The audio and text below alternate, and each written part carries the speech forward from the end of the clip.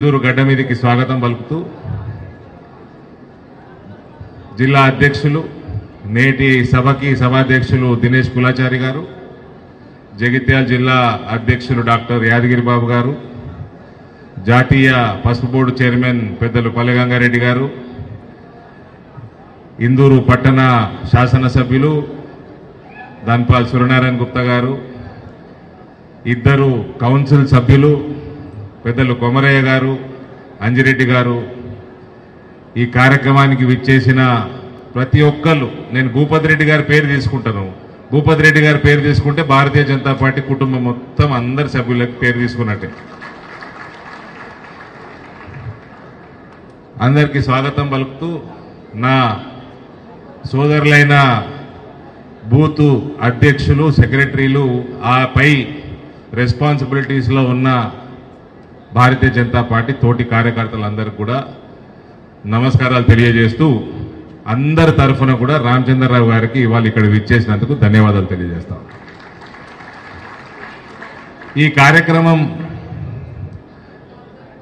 అమిత్ షా గారు 2021 సెప్టెంబర్ 17 రోజు నేను మన కార్యకర్తలు కోసం కోవిడ్లో ప్రత్యేకంగా కోవిడ్ సమయంలో చాలా మంది కార్యకర్తల్ని కోల్పోయినాం, చాలా యాక్టివ్ ఉన్న కార్యకర్తల్ని కోల్పోయినాము. అప్పుడు వాళ్ళ ఇళ్లకు పోయి పరామర్శించేటప్పుడు చాలా మటుకు అందరికీ చిన్న చిన్న పిల్లలు ఉంటారు. మన కార్యకర్తల ఏజ్ యావరేజ్గా 25 నుంచి 30 మధ్యలోనే ఉంటుంది, 28 అట్లా ఉంటుంది. అందరు కొత్తగా పెళ్ళైన వాళ్ళు ఉంటారు, చిన్న పిల్లలు ఉంటారు. అటువంటి వాళ్ళు ఎక్కువ మటుకు మోటార్ సైకిల్ యాక్సిడెంట్స్, కోవిడ్తో చనిపోయిన వాళ్ళు ఉన్నారు. అదర్వైజ్ ఇవాళ తర్వాత ఇప్పుడు గృహప్రవేశాలు, బూత్ సభ్యుల అమ్మాయి పెళ్లిళ్ళు చేసిన దానికి మీరు ఇవ్వడం జరిగింది. నెక్స్ట్ నా స్పీచ్ తర్వాత చనిపోయిన వాళ్ళు ప్లస్ హాస్పిటలైజ్ అయిన వాళ్ళకు కూడా మీ చేతుల ద్వారా చెక్కులు ఇవ్వడం జరుగుతుంది. సుమారు 76 లబ్ధిదారులు ఉన్నారు. ఇవాళ అందరికీ మనం ఇవ్వలేం, సమయం ఎక్కువ అవుతుంది కాబట్టి సుమారు 24 లక్షల పైన రూపాయల చెక్స్ ఇవ్వడం జరుగుతుంది. ఇవాళ ఈ కార్యక్రమం అయిపోయినాక రామచంద్రరావు గారి చేతుల మీదుగా తీసుకున్న వాళ్ళు కాకుండా ఇతరులు దయచేసి కార్యక్రమం కాగానే ఇదే స్టేజ్ మీద జనరల్ సెక్రటరీలు నిజామాబాద్ జిల్లా పోతాంకర్ లక్ష్మీనారాయణ గారు, అదే జగిత్యాల జిల్లా జనరల్ సెక్రటరీ శ్రీనివాస్ గారు ఇద్దరు కూడా ఇక్కడే కూర్చొని మిగిలిన అందరి లబ్ధిదారులు కూడా చెక్కులు ఇవ్వడం జరుగుతుంది. కాబట్టి అమిత్ షా గారికి విషయం చెప్పినప్పుడు ఆయన బ్రహ్మాండమైన కార్యక్రమం, భారతదేశం మొత్తంలో ఏ పార్లమెంట్ సభ్యుడు కూడా చేయనటువంటి కార్యక్రమం నేనే వచ్చి ఇనాగ్రేట్ చేస్తానని ఆయన నిర్మల్లో ఆయన వచ్చినప్పుడు ఈ కార్యక్రమాన్ని ఇనాగ్రేట్ చేసుకోవడం జరిగింది 2021. సో అప్పటి నుంచి నిరంతరంగా కొనసాగుతా ఉంది. నాకు చేతనైన రోజులు నేను కొనసాగించే బాధ్యత నేను తీసుకుంటా. అదే రకంగా నిజామాబాద్, ఇందూరు ప్రాంతం, ఇందూరు పార్లమెంట్ అంటే ఈ రాష్ట్రంలో భారతీయ జనతా పార్టీ బలంగా ఎక్కడున్నదో, ఎక్కడ భారతీయ జనతా పార్టీ ఉన్నదని ఒకప్పుడు కవిత అడిగినండి. అప్పుడు 2019లో ఇందూరు కార్యకర్తలు చూపించారు ఎక్కడుందో బీజేపీ. 2024లో తెలంగాణ వ్యాప్తంగా మొత్తం ఏదన్నా పార్లమెంటులో ఒక్క అసెంబ్లీ స్థానంలో కూడా డిపాజిట్ కోల్పోలేదు అంటే అది కేవలం ఇందూరు పార్లమెంటే.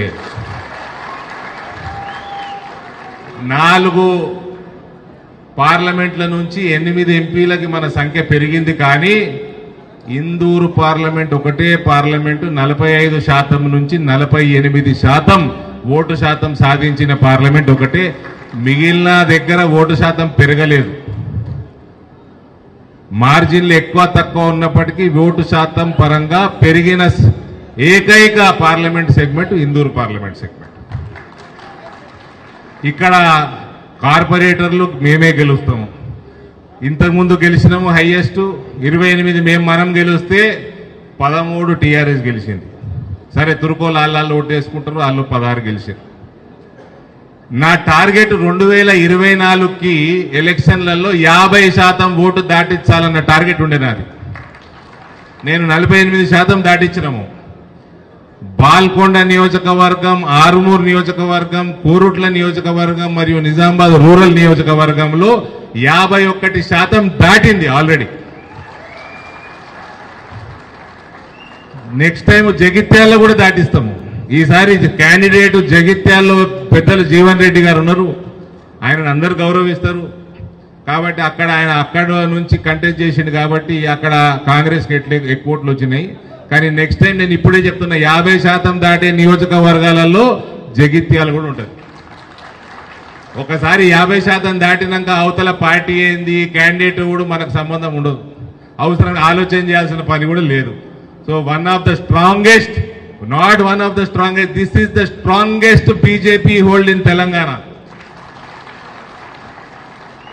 అంజిరెడ్డి గారికి టికెట్ వచ్చింది, నాకు ఫోన్ చేసిండు, టెన్షన్ పడుతున్నాడు. అంజిరెడ్డి గారు ఇవాళ మొత్తం ఆయన నియోజకవర్గం ఎన్ని జిల్లాలు ఎన్ని పార్లమెంట్లు ఉంటాయని 6 పార్లమెంట్లలో ఇచ్చినట్టు స్పీచ్ ఈడ కూడా ఇచ్చిండు. ఈడ కాషాయం ఆల్రెడీ ఎగురుతున్నది. ఈడ కార్యకర్తలు వాళ్ళే మనకు చెప్తారు బాధ్యత ఏందో, వాళ్ళకి చెప్పాల్సిన అవసరం లేదు మనకు. కాబట్టి 50% దాటుతున్నది ఈడ. కాబట్టి అంజన్న అన్ని జిల్లాలో మాట్లాడినట్టు మాట్లాడుతుంది. అంజిరెడ్డి గారు టికెట్ రాగానే టెన్షన్ ఫోన్ చేసిండు నాకు, అన్న నువ్వు వేరే అన్ని చూసుకో, నాకు పార్లమెంట్ నడుస్తున్నది, ఢిల్లీ ఎలక్షన్లు నడుస్తున్నాయి, నాకు 2 నియోజకవర్గాలు అక్కడ బాధ్యత ఉన్నది, నువ్వు ఏం ఫికర్ చేయకు, నీకు బ్రహ్మాండమైన మెజారిటీ ఇందూరు పార్లమెంట్కి వెళ్ళి వస్తుంది, నువ్వు వేరే అన్ని చూసుకో అని చెప్పిన. నీకు నీ అంచనా ప్రకారము నిజామాబాద్ పార్లమెంట్లా నిజామాబాద్ జిల్లాల 100కి ఎన్ని ఓట్లు వచ్చి ఉంటాయి నీకు? నాకు ఇంచుమించుగా 70 ఓట్లు వచ్చినాయి. సో నేను ఢిల్లీలో కూర్చొని ఫోన్లో చెప్పిన, నువ్వేం ఫికర్ చేయకు, నేను లాస్ట్ వారం రోజులు వస్తా, నేను రానవసరంలే మా కార్యకర్తలు చూసుకుంటారని చెప్పిన. మొన్న అమిత్ షా గారి ప్రోగ్రాము ఇక్కడ చేయడం జరిగింది. కేవలం నిజామాబాద్ కార్యకర్తలు మట్టుకే ఆ ప్రోగ్రాన్ని సక్సెస్ఫుల్ చేసిండ్రు. కేవలం నిజామాబాద్ కార్యకర్తల మట్టుకే ఈ పార్లమెంటులో ఉన్న వాళ్ళే, I'm repeating, only Nizamabad parliament కార్యకర్తలు సక్సెస్ఫుల్ చేశారు సింగిల్ హ్యాండెడ్లీ. ఇక అటువంటి కార్యకర్తల వల్ల నేను ఇక్కడున్నా, భారతీయ జనతా పార్టీకి ఎమ్మెల్యేలు ఇక్కడ నుంచి వచ్చినాయి, భారతీయ జనతా పార్టీకి ఇక్కడ అన్ని డిపాజిట్లు వస్తాయి, 30% ఓటు వచ్చింది, కాంగ్రెస్ కి టీఆర్ఎస్ కి ఈక్వల్ గా 2023 అసెంబ్లీలో ఓటు వచ్చింది. ఇక్కడ ఇవాళ రామచంద్రరావు గారు చాలా చదువుకున్న వ్యక్తి, ఒక పెద్ద పేరు ప్రఖ్యాతగాంచిన క్రిమినల్ లాయర్. ఆయన పెద్ద పెద్ద కేసులు పార్టీలకు అతీతంగా ఆయనకి డి శ్రీనివాసే అప్పట్లో ఫోన్ చేసి ఆయనతో మాట్లాడిందంటే ఏదో కేసు ఉండదు, ఆయనకే తెలుసు, నాకు కూడా తెలియదు. మా నాయన దగ్గర కూడా రామచంద్రరావు గారు ఆయన ఫోన్ మాట్లాడుతుంటే విన్నా నేను. మీరు చదువుకున్న వాళ్ళు కాబట్టి అభద్రత ఉండదు మీకు, మీరు చదువుకున్న వాళ్ళు కాబట్టి అభద్రత ఉండదు. రాష్ట్ర భారతీయ జనతా పార్టీని పెంచే బాధ్యత మీది, రాష్ట్ర భారతీయ జనతా పార్టీలోకి కొత్త రక్తం తీసుకొచ్చే బాధ్యత మీది, మీరు జాయినింగ్లు పెంచే బాధ్యత మీది. ఎట్లున్నదంటే ఇవాళ రాకేష్ రెడ్డి రాలేదు, ఇవాళ రాకేష్ రెడ్డి వాళ్ళ దగ్గరలో ఎవరో చనిపోయిందంటే రాలేదు. ఆయన జాయినింగ్ నేను ఆర్మూర్లో నిలబడదాం అనుకున్నా, ఒకవేళ పార్టీ నిలబడడం అంటే మాకేం షోక్ లేకుండా అసెంబ్లీకి నిలబడేది. అందరం నిలబడుతున్నాము, మిన్ను కూడా నిలబడాలి అన్నారు. సరే ఎవరన్నారో పేరు తీసుకోండి, నేను ఆయననే నిలబడలే. తర్వాత నిలబడితే నేను రాకేష్ రెడ్డిని ఒక 6 నెలలు ఎంబడబడి నేను జాయిన్ చేయించుకొని ఢిల్లీకి తీసుకుపోతే అక్కడ మన ఇన్ఛార్జ్ జనరల్ సెక్రటరీకి ఎవరో ఫోన్ చేసి చెప్తారు రాకేష్ రెడ్డి మర్డర్ చేసినట్టు. పొద్దున 8-9 గంటలకు పార్టీ ఆఫీస్ రమ్మన్నారు జాయినింగ్కి. రాత్రి 11:30కు మా జనరల్ సెక్రటరీ ఫోన్ చేసి మర్డర్ చేసినట్టు నేను ఎట్లా జాయిన్ చేస్తా అంటాడు. 11 రాకేష్ రెడ్డి ఏమో పూర కుటుంబంతో ఉన్నాడు, భార్య పిల్లలు బిడ్డతో ఉన్నారు. నేనన్నా ఇప్పుడు ఫోన్ చేస్తే రాకేష్ రెడ్డి ఫోన్ చేస్తే ఎవరిని మర్డర్ చేసిన అని నేను గూగుల్ చేస్తే, నేను ఉన్న రీసెర్చ్ అంతా చేస్తే రాత్రి 3 గంటల వరకు వండలేదన్న. నేను 3 గంటలకు వండి పొద్దున 7-7:30కి లేచి 7:30కి వెళ్ళి ఫోన్లు మళ్ళా ఒకటి సునీల్ బన్సాల్కి, తరుణ్ చుక్కి, అటు సంతోష్జీకి, సార్ ఇది మర్డర్ అంటారు సార్, ఎక్కడ మా ఎవరిని మర్డర్ చేసిండు, ఏ మర్డర్ చేసిండు, ఇట్లా ఆగుతుంది సార్. నేను ఆయన వచ్చి నిలబడితే నేను వేరే కాన్స్టిట్యున్సీకి పోతా, నాకు ఇబ్బంది ఏం లేదు. అక్కడ ఒక గెలిచేట ఆయన వస్తున్నాడు, నేను వీక్ క్యాండిడేట్ ఉన్న చోట నేను పోతా, నాకేం ఇబ్బంది లేదంటే అప్పటిదప్పుడు వాళ్ళు కూడా రీసెర్చ్ చేసి ఏం మర్డర్ లేదు, ఏం లేదు, కేవలం జాయినింగ్ ఆపాలి. ఇదేం పద్ధతి అండి? కాబట్టి అలా రామచంద్రరావు గారు చదువు సంస్కారం నేర్పుతుంది, జ్ఞానం నేర్పుతుంది, చదువుతోటి అభద్రత తొలగిపోతుంది. కాబట్టి అలా రామచంద్రరావు గారు పెద్ద ఎత్తున ఇతర పార్టీల నుంచి కొత్త రక్తం వివిధ ప్రొఫెషన్ల నుంచి భారతీయ జనతా పార్టీలోకి జాయిన్ చేయించుకొని మాలాంటి కార్యకర్తలది మీరు ఉపయోగించుకోండి, మమ్మల్ని ఉపయోగించుకొని భారతీయ జనతా పార్టీని రాష్ట్రంలో ప్రభుత్వంలోకి తీసుకొచ్చే బాధ్యత మీరు తీసుకోండి, మీ వెంట మేమున్నాం.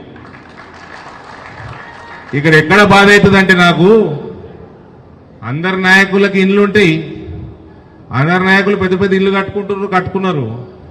నేను కట్టుకున్నాడు పెద్ద సుతారం కాదు, నేను లేటు కట్టుకున్నా. నేను వచ్చి నేను సంపాదించింది నేను లేదు, పీకింది లేదు, ఇక్కడ పోగొట్టుకునే ఉంటుంది నాది.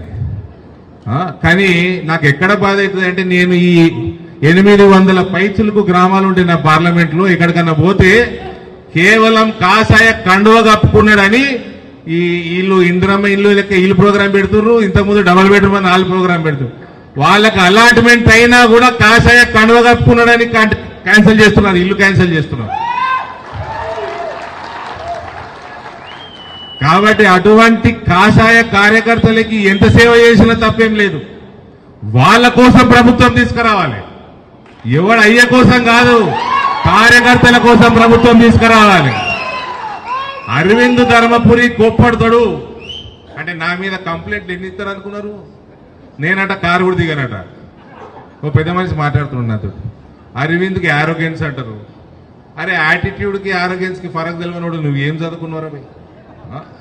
నేను మోదీ భక్తుణ్ణి, నేను పొగురుగానే ఉంటా. నేను నా 7 నియోజకవర్గాలల్లో 450% దాటించిన ఓటు నేను పొగురుతోటే ఉంటా. నేను కాషాయం పూసుకొని తిరుగుతున్నా కాబట్టి పొగురుతోటే ఉంటా. నేను ఎవడైతే